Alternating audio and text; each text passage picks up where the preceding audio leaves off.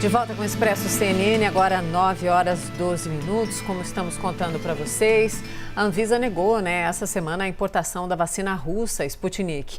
A agência também pediu mais informações para decidir se autoriza ou não a liberação dos testes da fase 3 da Butanvac, que é a vacina nacional contra a Covid produzida pelo Instituto Butantan. Sobre tudo isso, a gente conversa agora com o gerente-geral, de medicamentos da Anvisa, o Gustavo Mendes, que faz a gentileza de voltar aqui ao Expresso. Gustavo, boa noite, bem-vindo. Mona Lisa falando, você me ouve bem?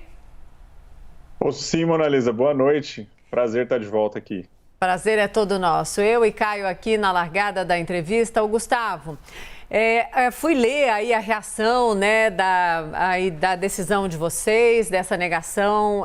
Fui ver o que a direção do Fundo Russo disse. A reação é muito forte, acusa a Anvisa de antiprofissionalismo e também que a Anvisa é mentirosa, se referindo então à falta de informações às quais vocês apontam. Mas o que mais me chamou a atenção da negação de vocês e que eu considero grave, mesmo sem ser técnica, mesmo sem ter o conhecimento que vocês têm, mas pela informação difundida que todos nós jornalistas tivemos que aprender, é a tal identificação do adenovírus replicantes, vírus que poderia, então, potencializar e atingir órgãos e tecidos de quem tomar a vacina. No meio disso tudo, quero muito te ouvir. A Sputnik, então, não é segura?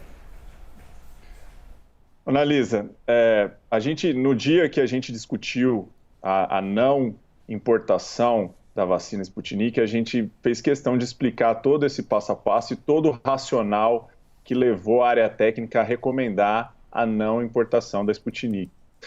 E a gente foi muito claro ao dizer que um dos aspectos principais, e que foi o que mais repercutiu, foi o fato de ter esse adenovírus replicante, porque a vacina ela é feita para que esse vírus, que só tem o objetivo de carregar o material genético do coronavírus para a nossa célula e promover a resposta imune, ele se replica. E a gente observou isso com base nas informações que foram prestadas pelo próprio Instituto Gamaleya, pelos próprios russos. Sim. Os laudos nós vimos dessa informação.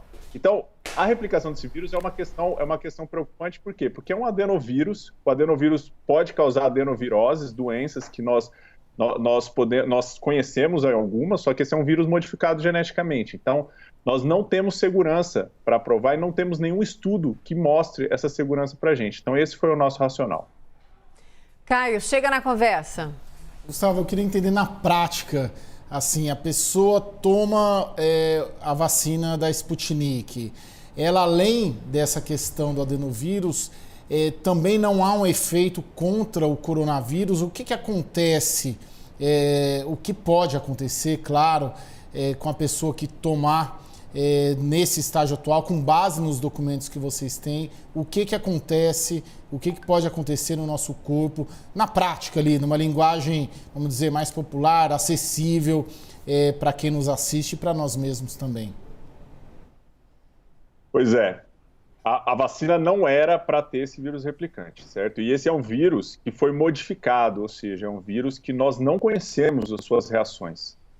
O nosso princípio da precaução foi o que orientou a gente a não recomendar, porque exatamente nós não sabemos que potencial risco que esse vírus replicante, ou seja, esse vírus que está se replicando no nosso corpo e que, se for injetado por meio da vacina, pode causar danos, efetivamente pode causar. Então, assim, é o total desconhecimento do efeito. A gente sabe que esse tipo de vírus pode ter alguma reação no corpo, sim, baseado nos vírus que a gente já conhece, nos adenovírus que a gente já conhece, mas é o total desconhecimento do efeito.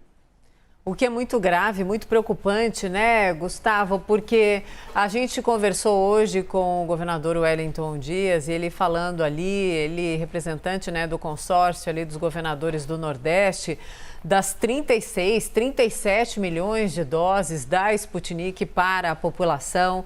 Quando a gente faz essas perguntas, tem de um lado as autoridades, não estou falando de mercado, mas autoridades como os governadores, que precisam dar uma resposta para a população e, claro, nós que precisamos dar a resposta de quem tem a autoridade do conhecimento, que são vocês.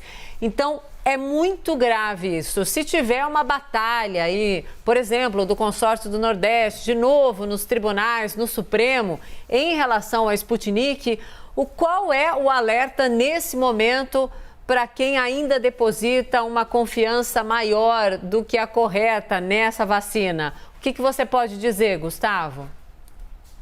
Olha, Mona Lisa, primeiro eu queria dizer uma questão muito importante, que a gente tem acompanhado também a repercussão, nós técnicos que estamos trabalhando nessa análise, nós somos técnicos que já estamos há muito tempo trabalhando com esse tipo de análise, estamos aplicando os mesmos critérios para as vacinas que a gente já aprovou, inclusive vacinas de adenovírus. Então, esse é um ponto que precisa ficar muito claro. A nossa posição é técnica, não tem nenhum aspecto político, nem nada disso. E a gente colocou a não recomendação nesse momento. Por quê? Porque estudos adicionais podem ser feitos mostrando que não há problema, mostrando que não há risco, mas a informação que nós temos até hoje, ela não traz essa segurança sobre o uso. Então, nós não inviabilizamos a vacina.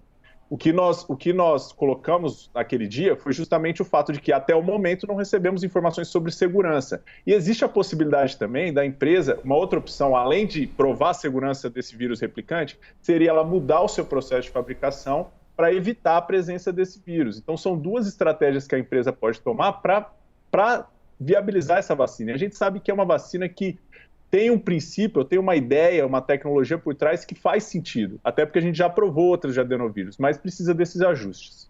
Perfeito. Caio? Gustavo, eu queria te ouvir sobre a Butanvac. Que tipo de informação vocês têm? A chance de viabilização, de aprovação pela Anvisa? O que se sabe, vocês, enquanto agência regulatória responsável, sobre a Butanvac? Aliás, só para completar a pergunta do Caio, Gustavo, me perdoe a interrupção, é porque o governador João Dória, em entrevista, então, aqui à CNN hoje, até pediu celeridade aí em relação à Anvisa para as análises que precisam e liberações, claro, que precisam ser feitas. Feita essa complementação, por favor, a resposta para o Caio.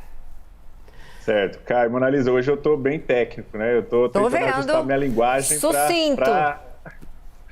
A gente gosta. Então, temos para que uma vacina possa ser estudada no Brasil, a gente precisa avaliar a proposta do estudo. E é nessa fase que a Butanvac está. A Butanvac, até o momento, ela só fez testes em animais. Ela não fez testes em humanos. E essa proposta do governo é de fazer a fase 1, que é a primeira em humano, né? Então, é o começo das pesquisas. A gente recebeu o primeiro pedido. São duas partes. O primeiro pedido foi lá no começo, quando eles anunciaram, só que a proposta efetiva do estudo, dizendo quem vai fazer, quais são os centros que vão ser pesquisados, quantos voluntários, só chegou sexta-feira. Quando a gente recebeu na sexta-feira essa documentação, a gente imediatamente já começou a analisar e emitiu exigência. Por quê? Porque a gente viu que ainda tinha algumas coisas que não estavam claras para a gente. Não são questões burocráticas, são questões técnicas do estudo, de como ele vai ser feito, mas o Butantan precisa responder essas perguntas para que a gente possa autorizar o estudo. E aí eles podem começar. Ou seja, quando a gente fala sobre celeridade para técnico, claro, isso não é bem-vindo, mas ainda bem que você foi gentil. Gentil é sempre a sua participação aqui, Gustavo, muito obrigada. A gente prometeu uma entrevista rápida, objetiva, para termos outras. Muito obrigada, boa noite a você e bom trabalho sempre, Gustavo. Obrigado, Mona Lisa. Caio, boa noite para vocês.